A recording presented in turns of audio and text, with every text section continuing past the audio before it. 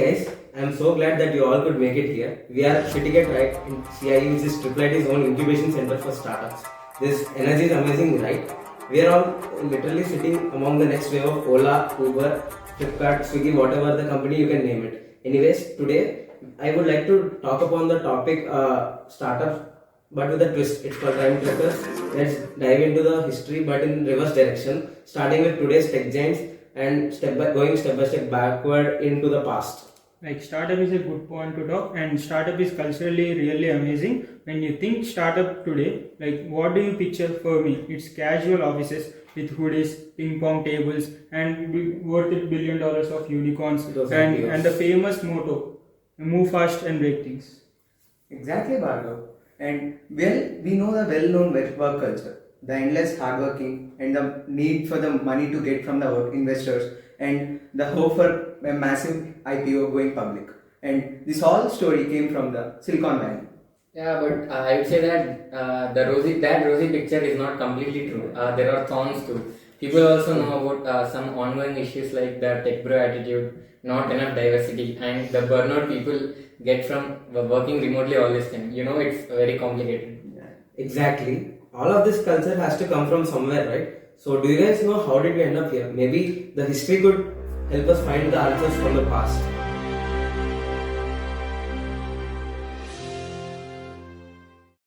Yeah, there is a close uncle of mine in the US, and we had a conversation about this last decade and its impact on the startups. That period was sometimes called as second wave of tech, and like this is when the cloud, big data, and AI truly changed the game. Bhargav, how did that shift affect people who wanted to build a new company? It has changed everything. To build tech startups, like we need more servers, which is very expensive. But from the last decades, we know like Google, Amazon, they have started their own cloud services, which is AWS and Google Cloud, which is very cheaper. So from now to build a startup, which is not a very expensive thing. I read a book called from Peter Thiel, which is from 0 to 1. I guess you always also read that, yes. In which says that technology helps you to do less with, and cloud is a perfect example of that.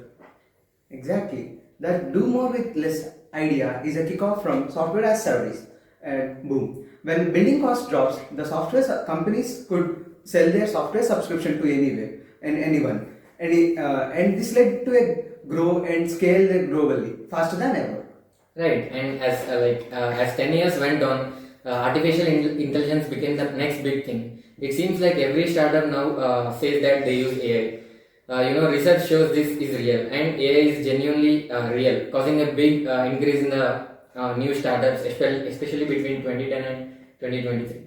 Like when we talk about startups, we need to talk about AI. AI is also changing the way we work with the team. Thanks to AI companies like ChatGPT, Gemini, and you can name it, so many AIs are there. Companies can now cooperate with fewer people.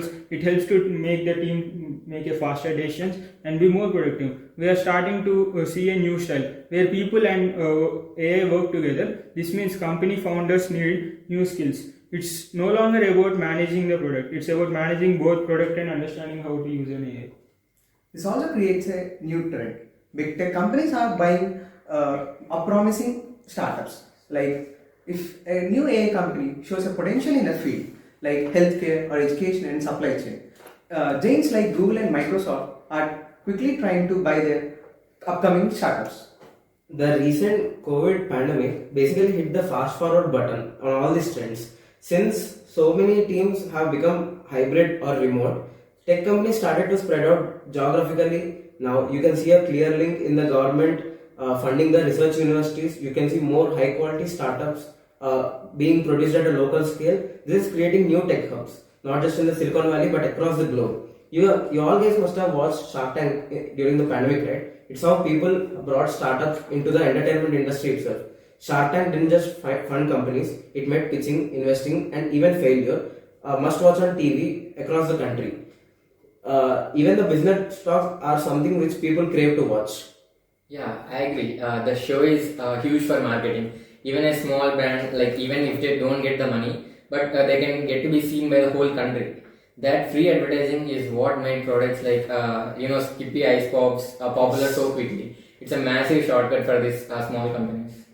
This also raises new concerns about inclusions and doing the right thing. With startups being so heavy data heavy and so AI focused, who is being forgotten? Are the algorithms we created just reinforcing the old biases? This is a critical discussion. Yeah, that's a really like important question, and it makes me wonder. As AI boosts team productivity, how does that even change what a founder actually does all the day? Are we really moving towards a small team?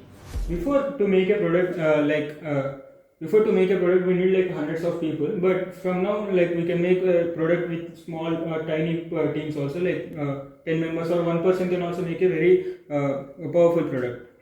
But Bhargav, on the flip side, it might just keep the power with only a few people. I mean, the skills and the data for a really powerful AI are still pretty rare. We see that the government money for university helps create new local startups, but that could give an edge to only a few number of people who are already connected to the research universities.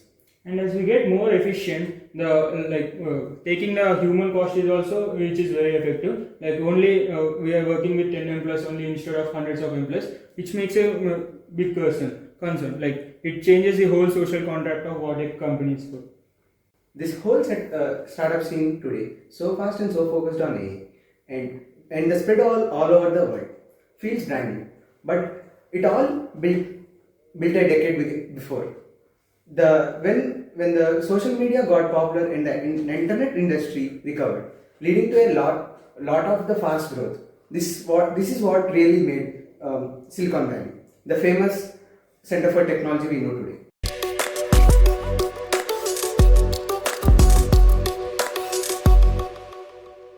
So you are going into the late 90s basically, the dot-com boom era basically.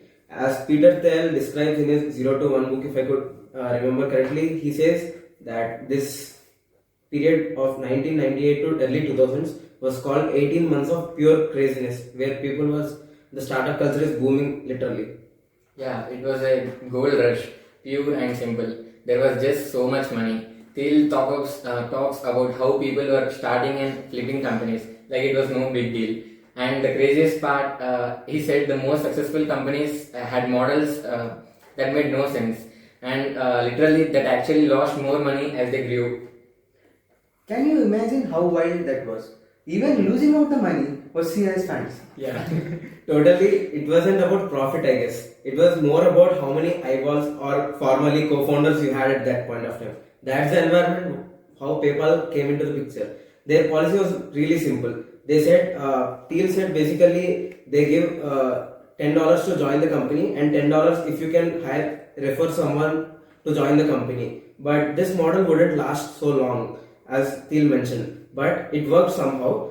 According to that time of stats, I think it gave around 6 to 7% daily profits for them. And the massive user base they needed, they knew that the bubble would burst eventually. So they needed they raised it to raise the cash before the bubble bursted. And boy, it did crash, I think. And the Nasdaq stock market peaked in March 2000 and then fell apart. Thiel argues that the world learned the wrong lessons. People started to believe that you should avoid big visions, stay small and unplanned, and only improve on what's already there, and just focus on the product but not sales, assuming it will sell itself. And as Sharon mentioned, like Thiel also should know from somewhere, right? I guess he took from some 80s and were about to discuss. You know, all inventors put their money on the popular trends like disk drivers, which was very risky. Investors were also pushed to make as fast as work, like basically to make as much as money in the short time. So rather than being patient and building strong and valuable companies for the long term. That's a cool insight, Bob. You're absolutely right. But I think it led a lot of startups to just make just tiny improvements. But the funny thing was, this is also the time when the giants were almost about to get their own start. Google, which is already in a separate league, Facebook, which was about to start on its own right now, and Amazon, which began to sell books and then expanded. They were the ones who went from literal 0 to 1, which Thiel calls, creating something new from the scratch. And that new model getting started to copy from somewhere. But every place has its own unique problems. Like in India, to build a startup, they have forced, the government also told to build more startups. They have started some NGOs or some movements like Startup India to help entrepreneurs which face a major issues. Like to create a startup, they need to have some permissions, registration, which took so much time to get the approval of those permissions, which is an issue. You are right. The era firmly established a toxic called bro culture. It's a culture where male employees were default. It created an environment where exclusions and discriminations against women are truly are sadly routine and not just accidental. This later blew up with the companies like Uber. Sadly, the horror stories from that time, like the one at Uber, are shocking.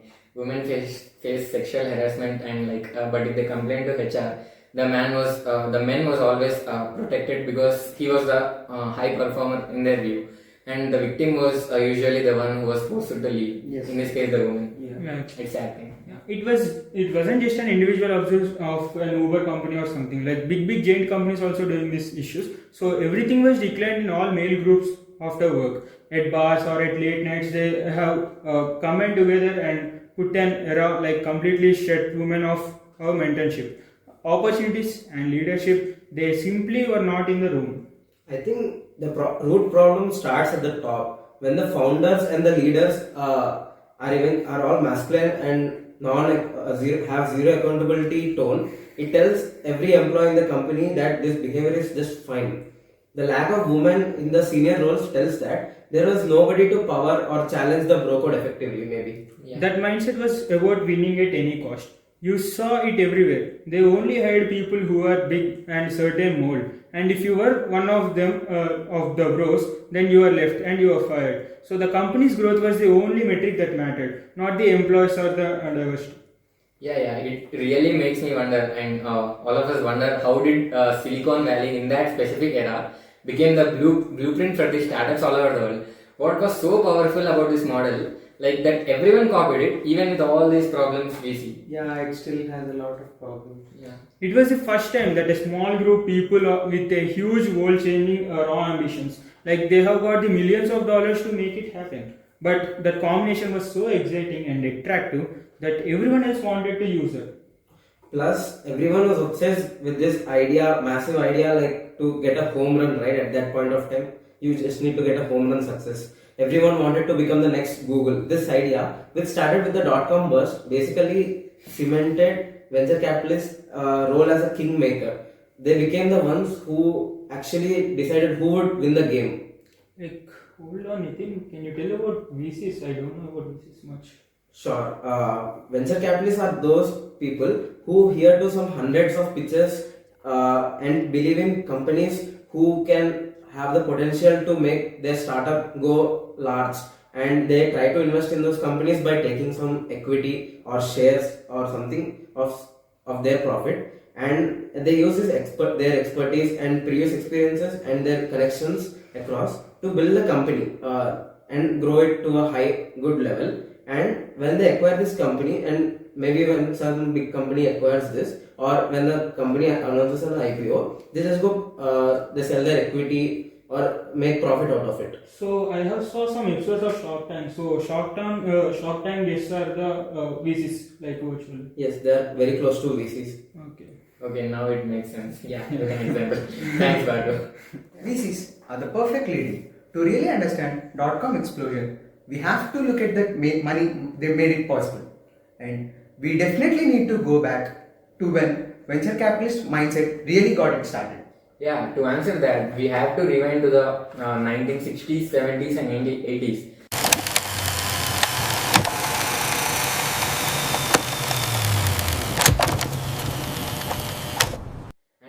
This is the period when the venture capitalists transformed from a small world into the powerful financial industry that we know today. So, the most important reason for this was a small regulatory tweak that was made in 1979. And the paper Rise and Fall of Venture Capitalists explains that. Basically, the Department of Labor clarified the prevalent man rule for pension funds. This change allowed the managers, the managers of these massive retirement funds to invest a small portion of their money into the high risk assets, which includes the venture capitalists. Yeah, and just like that, the floodgates opened. Suddenly, pension funds which were meant for actually managing huge retirement savings started to pour money into the venture capitals. To give you all an idea, in 1978, only 15% of the VC money came from the pension funds, but by 1988, which is just a span of 10 years, that number jumped to an incredible 46%. This made the VC industry official and created huge funds that would later pay for the dot-com boom. Not only positives, there are negatives also. The flood of investment money had a big downside called herding. This is when all investors copied each other and putting their money into just popular ideas. For example, VCs all piled up of $400 million into the Winchester disk drive industry. This caused the companies to make way too many disks. As the number of products has increased, the cost of the products has collapsed, leading to most of the companies going bankrupt. That's a nice example, Balu. It also created huge pressure to get fast results. And the people managed their pension funds was judged every 3 months. So they couldn't have wait for 5 to 10 years to a tiny seed investment to finally pay off. This caused a major shift. VCs moved away from the funding brand new companies, and instead of focusing on safe later stage deals and leveraged buyouts, all of these offered quick and safe returns. Yeah, this is also when the West Coast became the clear center for the venture capital. And a key figure named Arthur Rock, he was one of the early venture capitalists. He moved to California, in the late 1950s, I guess, and then he made foundational investments in the companies like Intel, Apple, and Fairchild Semiconductors. Those deals, I think they were the key to making Silicon Valley the main hub for the present day tech and VC. It seems like it was a perfect mix, right? Yeah. You had many freedom and rules, Yeah. and like the IRSA change combined with a culture that loved taking big risks and finally big payoffs. And don't forget those early governments which made SBICs, which is small business investment companies, back in 1950s and 60s. They weren't perfect, but at least they helped building the foundation for today's risk investment industry. Of course, they were eventually overshadowed by private VCs. But before it became this huge money-driven industry, venture capitalism was based on some completely different philosophy, I guess. Who might have invented all this? Who might have invented all this original model? Actually, what do you guys think?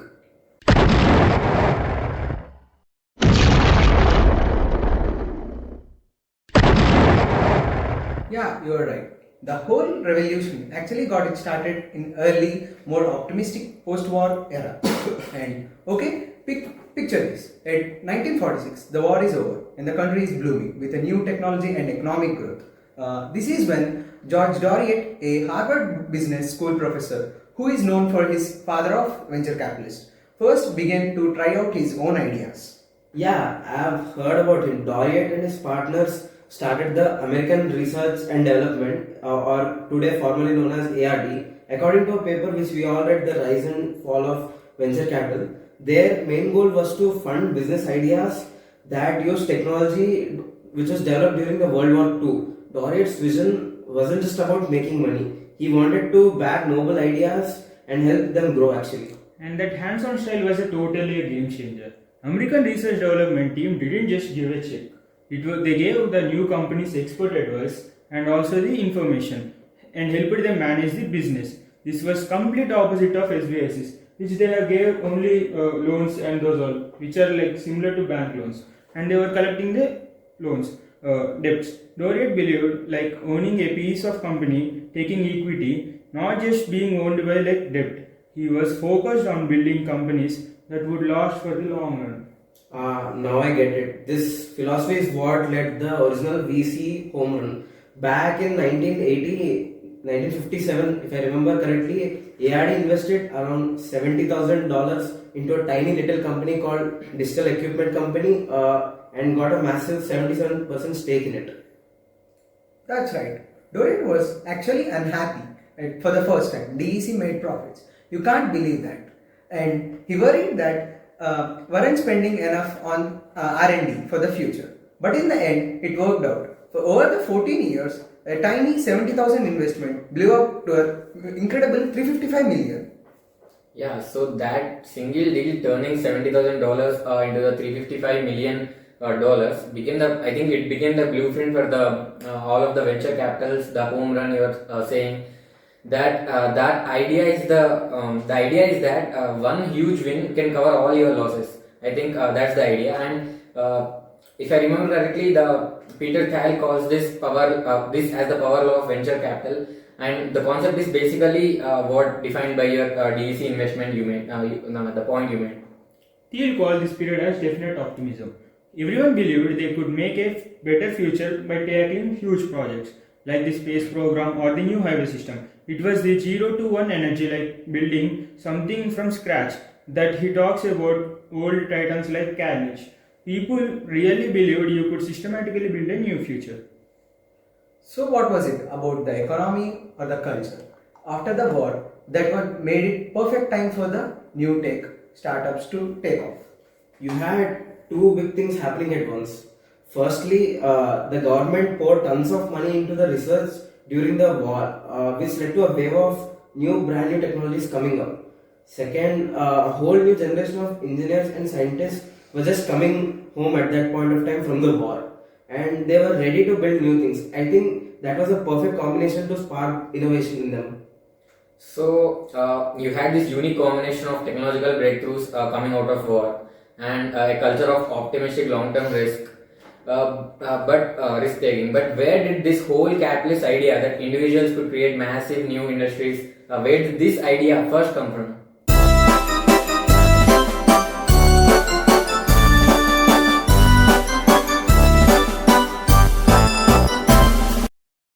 To answer that, we have to travel back to the very foundation of our modern world, the Industrial Revolution.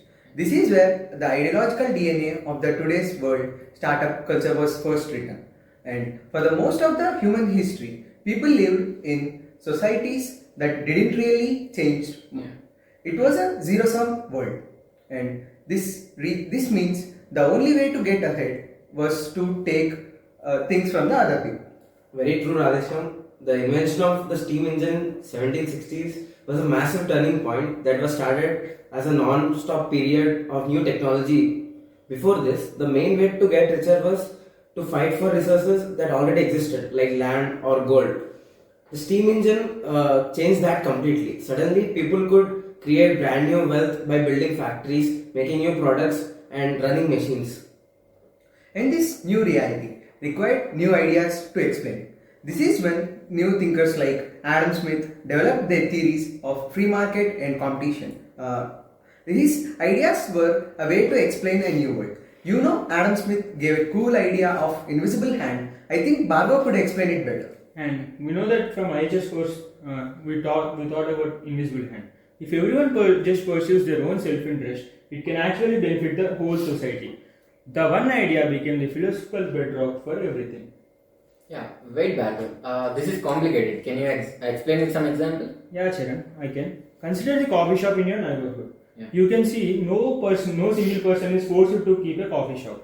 It was their own self-interest and to make their own profit. So to get your money, they just compete with each other. And so to get the customers, you need better coffee, faster service, and lower prices. This competition is known as invisible hand. In better way, unintentionally creates the best possible outcome of the society.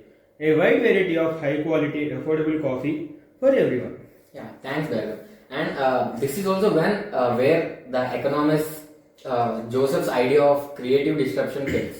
And he didn't just see the entrepreneurs as just managers, but he saw them as the people who disrupt the whole system by introducing new products or new ways of doing things.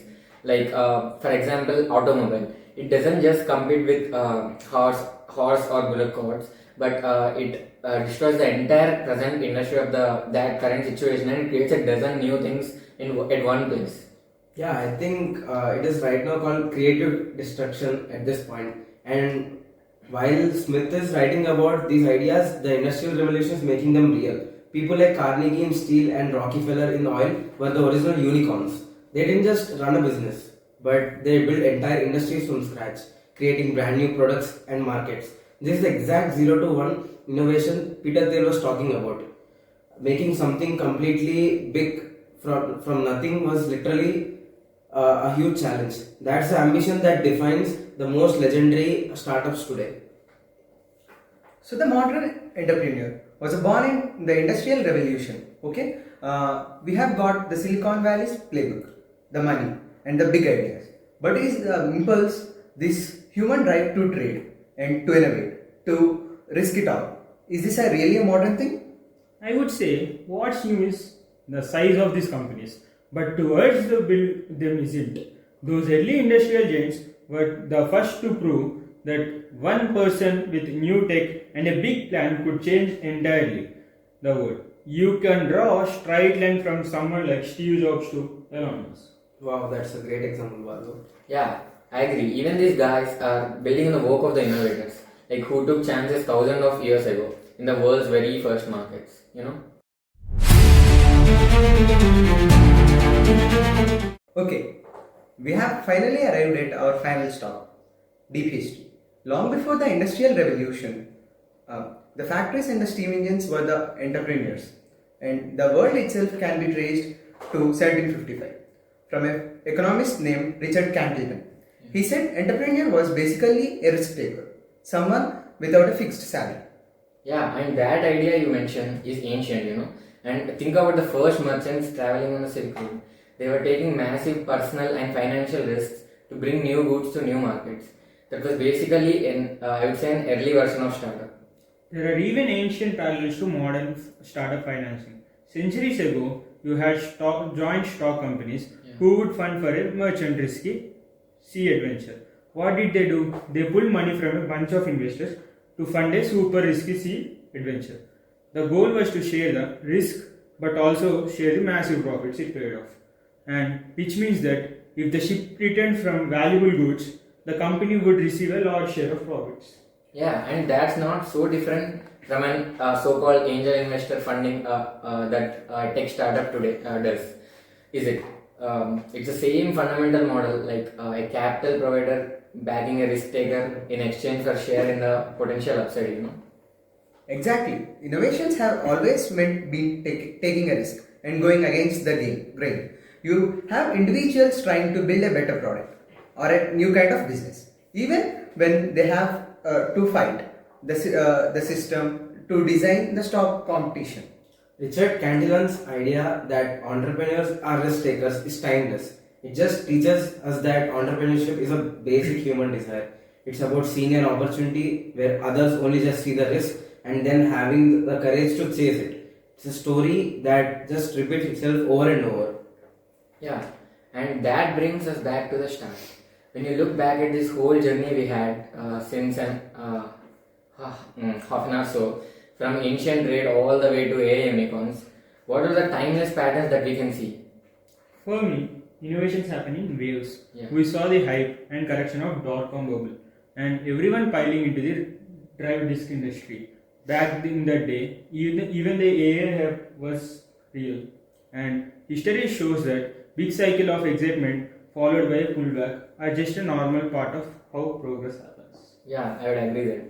My big takeaway is how technology has become available to more people over time. Think about printing press, the steam engine, and now the cloud computing. Each one made it easier for people to create. The history of startups just shows how technology empowers small teams or even individuals to build something with a massive impact. For me, it's how hard it's always been to include everyone. We have seen how systems can keep people out, and how the whole tech bro culture in Silicon Valley just created new barriers. And the big lesson from the history is that building startups from cultures that are more welcome and ethnical. And isn't it just a nice to have social goal? It's actually essential if you want innovation to last. Yeah, and lastly for me, this all goes back to that definitive optimism idea in 0 to 1 book from the Peter Thiel. The most important breakthroughs were driven by people with big concrete plans, not just by the people who react to the popular trends. History teaches us that if we want a better future, we can't just sit back and hope, but we have to actively build and act upon it. That's a powerful thought to end on. The story of startup really just the human creativity. It's always changing, always repeating itself, and always offering a new forward. So, what we call startup culture today didn't just pop into existence in the 90s, like in the Silicon Valley era. It's just the latest chapter in the really long story. It's a story that starts with the ancient trade and builds layer by layer from the Italian banks to the Adam Smith ideas that Bhargav mentioned, and to the post-war optimism, and then to game changing that small regulatory tax laws, and finally to the internet and AI and cloud computing. Each of these steps added a piece by piece to this startup evolution puzzle. And this, I think, is the most powerful idea of all. If today's startup isn't some natural, inevitable thing, but instead is something that was built piece by piece over the time, well, that means we can change it. Yeah. So we can build something new out of it. The problems we see, the bro culture, as Radhisham mentioned, the winner take all mentality, none of it is set in the stone. We invented it, which means we can reinvent it again. So the real question isn't about the past anymore. It's about the future. What are we going to invent next? Yeah, we should really, and everyone should really think about it. It's a nice episode. It's a nice day. Thanks.